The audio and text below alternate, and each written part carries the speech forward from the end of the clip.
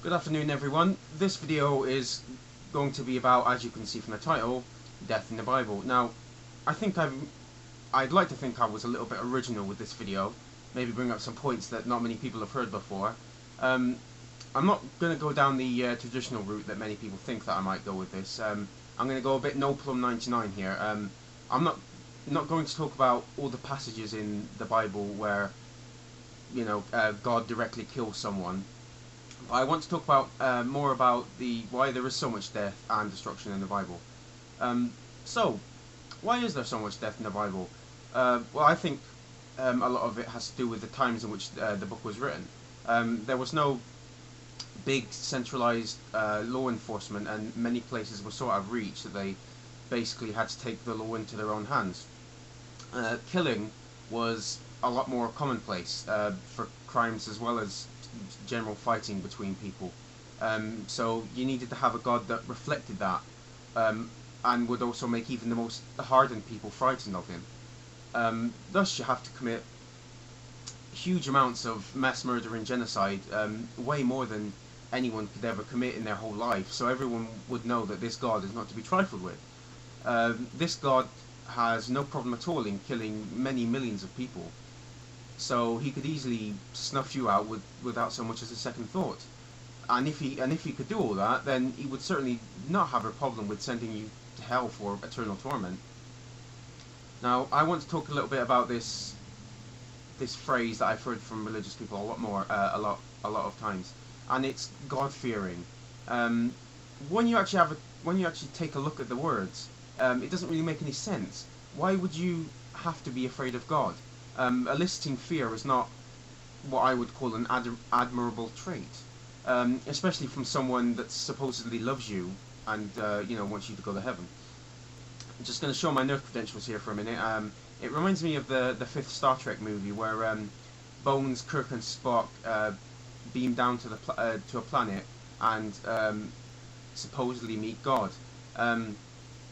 Suffice it to say, he tries to prove his power by eye blasting one of the crew. I can't remember which one. It's been a long time since I watched it. And then Kirk asks, "Why is God angry?" And he replies, well, "He doubts my power," or something like that. And this seems perfectly apt to compare that being to the God of the Bible. God could not leave any doubt whatsoever to his power, or else people would not take him seriously. So he had to kill and maim just to show people that he could do these things. I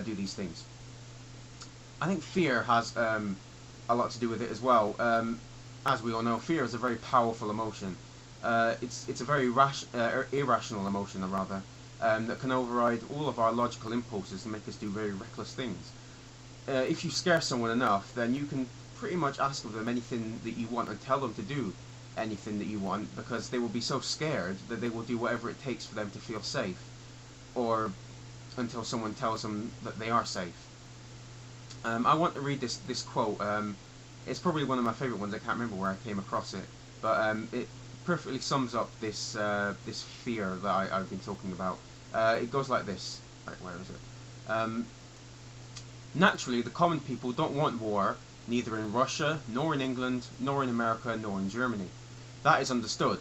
But after all, it is the leaders of the country who determine policy, and it is always a simple matter to drag the people along, whether it is a democracy, or a fascist dictatorship, or a parliament, or a communist dictatorship. Voice or no voice, the people can always be brought to the bidding of their leaders. That is easy. All you have to do is tell them All you have to do is tell them that they are being attacked, and denounce the pacifists for lack of patriotism and exposing the country to danger. It works the same in any country. Now, some people may have heard that before, but if you don't, try and have a little guess and try and think who that was. I'll give you a few seconds. Right. So, you know who said that? Hermann Goering, Hitler's would-be successor and commander of the Luftwaffe. So, as you can see, God had to have been a murdering bastard, because they had to put fear even into the most hardened nutcase, and thus they have control. And when you have control, you can do whatever the fuck you want. Now, of course, being an atheist, I don't think there is a God, But I think that's why whoever wrote the Bible, whether it be one person or a group of people, why they made God into such a barbarian. Nowadays, we're a lot more civilized, well, most of us, and we don't need a God that kills left, right, and center, because we have moved on from our more primal instincts.